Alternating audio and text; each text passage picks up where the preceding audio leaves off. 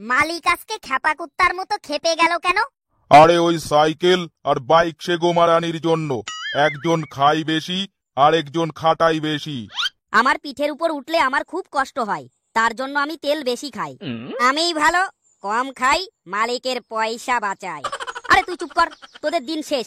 মানুষ এখন আধুনিক হয়ে গেছে, ওই বালের সাইকেল মাইকেল এখন কেউ চালায় না। এই যে ভাই, তুমি নতুন বলে নিজেকে অনেক বড় কিছু ভাবো। বড় কিছু?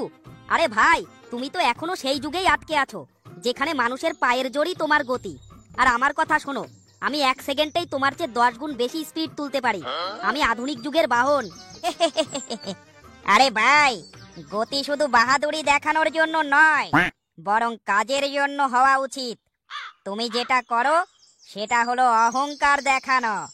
আরেকটা কথা বলি, তুমি জানো আমি কতজন মানুষের সঙ্গী হয়েছি? মানে? আমি ছোট থেকে বড়, ধনী থেকে গরিব, সবার সঙ্গী। শিশুরা আমাকে চালিয়ে আনন্দ পায়, বৃদ্ধরা আমাকে চালিয়ে সুস্থ থাকে। আর তুমি বাড়া মানুষকে সমস্যায় ফেলো আর পকেট ফাঁকা করো। শুধু সমস্যায় ফেলি? এটা তুই একদম ঠিক বলিসনি। আমার পেছনে মানুষ তাদের স্বপ্ন নিয়ে ছুটে চলে। কাজে তাড়া থাকলে আমি সাহায্য করি, দূরত্ব কমিয়ে দিই। তুমি কি তা পারো? আমি পারি না। আমি বছরের পর বছর হাজারো শিক্ষার্থীকে স্কুলে পৌঁছে দিয়েছি। কত কর্মচারী আমাকে ভরসা করে অফিসে গিয়েছে। শুধু টাকা থাকলেই গন্তব্যে পৌঁছাতে পারে না, পরিশ্রম করেই পৌঁছাতে হয়। তুমি কি বলতে চাও আমি মানুষের জন্য উপকারী নই? উপকারী তো বটেই, তবে বিপজ্জনকও। তুমি দুর্ঘটনার কারণ, তুমি শব্দ দূষণের কারণ, তুমি ধোঁয়া বের করো যা পরিবেশের ক্ষতি করে। দেখো ভাই, মানুষের জীবন সহজ করাই আমার কাজ। দুর্ঘটনা মানুষের সচেতনতার অভাবের জন্য হয়, আমার কারণে নয়। আর ধোঁয়ার কথা বললে, এখন তো ইলেকট্রিক মোটর সাইকেলও এসেছে যেখানে কোনো ধোঁয়াই নেই। আমি আধুনিক যুগের প্রতীক, তুমি সেই পুরনো আমলের বাহন। বাড়া তুমি কেলাওগা, তোমার সময় শেষ। কি আমার সময়? হাসালে তুমি। আজও তুমি শহরের যে কোনো অলিগলিতে আমাকে দেখতে পাবে। গরিব থেকে ধনী সবাই আমাকে চেনে, সবাই আমাকে পছন্দ করে। তুমি কি জানো আমি কখনো জ্যামে আটকে যাই না, আর আমার জন্য কারো লাইসেন্স লাগে না। তোমাদের দুজনের কথাই ঠিক, আবার দুজনের কথাই ভুল। সাইকেল তুমি মানুষের শরীর চর্চায় সাহায্য করো, পরিবেশ বান্ধব বটেই, কিন্তু তোমার গতি কম। তাই ব্যস্ত জীবনে সবাই তোমার উপর নির্ভর করতে পারে না। আর মোটর সাইকেল তুমি সত্যিই দ্রুতগামী, কিন্তু তুমি দূষণ ছড়াও, আর তোমার দুর্ঘটনার ঝুঁকি বেশি। তাহলে উপায় কি? উপায় হলো ভারসাম্য। মানুষকে পরিস্থিতি অনুযায়ী সিদ্ধান্ত নিতে হবে।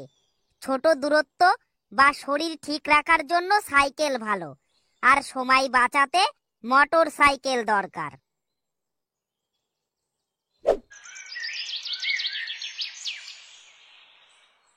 আরে মালিক, এত সকাল সকাল কুড়ুল হাতে করে কোথায় চললে? আরে বাড়িতে রান্নার জ্বালানি নেই, তাই জঙ্গলে যাচ্ছি কাঠ কাটতে।